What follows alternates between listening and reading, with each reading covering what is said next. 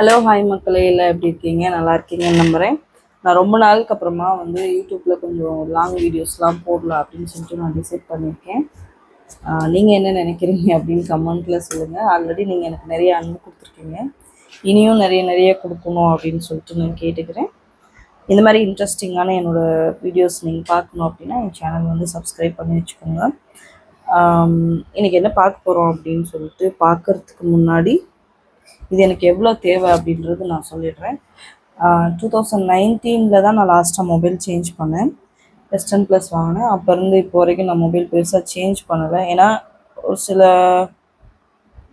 Datas evidence எல்லாம் carry பண்ணுற ஒரு சுச்சுவேஷன்னால் அது மாற்ற முடியல. அது மட்டும் இல்லாத கமிட்மெண்ட் ஓவர் ஆகிடும். நான் வாங்கணும்னு நினைக்கும் போதெல்லாம் அன்எக்ஸ்பெக்டட் கமிட்மெண்ட்லாம் வந்ததுனால வாங்க முடியல. ஏன்னா எனக்கு சாம்சங்கில் S சீரியஸ் தான் பிடிக்கும்.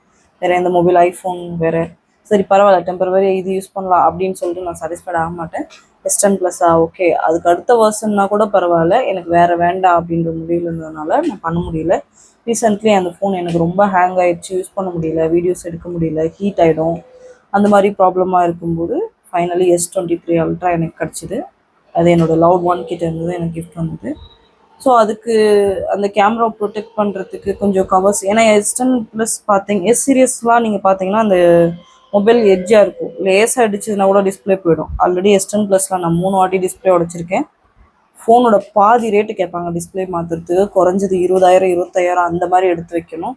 ஸோ அப்படி மாற்றிருக்கேன். அதனால் எனக்கு இது ரொம்ப பயம். S23 எதுனா ஒன்று இடிச்சுது அப்படின்னா அசால்ட்டாக 30-40 தான் கேட்பாங்க. பத்திரமா வச்சுக்கணும் அப்படின்னு சொல்லிட்டு கொஞ்சம் கவர்ஸ்லாம் வாங்கலான்ட்டு நான் போயிட்டு மார்க்கெட்டில், அப்புறமா மாலில், ஆன்லைன்லலாம் பார்த்தேன். வேறு எக்ஸ்பென்சிவாக தான் இருந்தது, அவ்வளோ ஒர்த் இல்லை.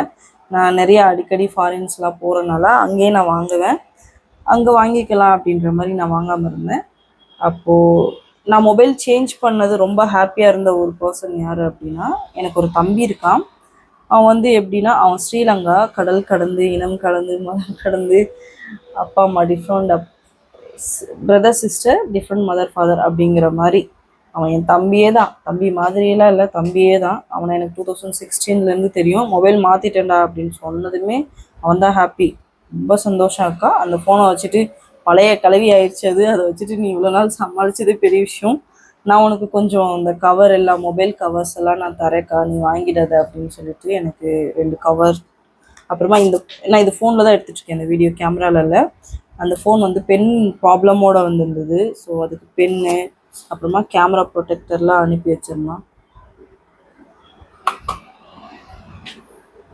இதெல்லாம் காமிக்கலாம் தான் இந்த வீடியோ. இது எனக்கு ரொம்ப பிடிச்சிருக்கு. எங்கேயாவது பார்ட்டி அந்த மாதிரி போகும்போது இந்த கவர் போட்டுட்டு போகணுன்னா அவ்வளோ அழகாக இருக்கும்.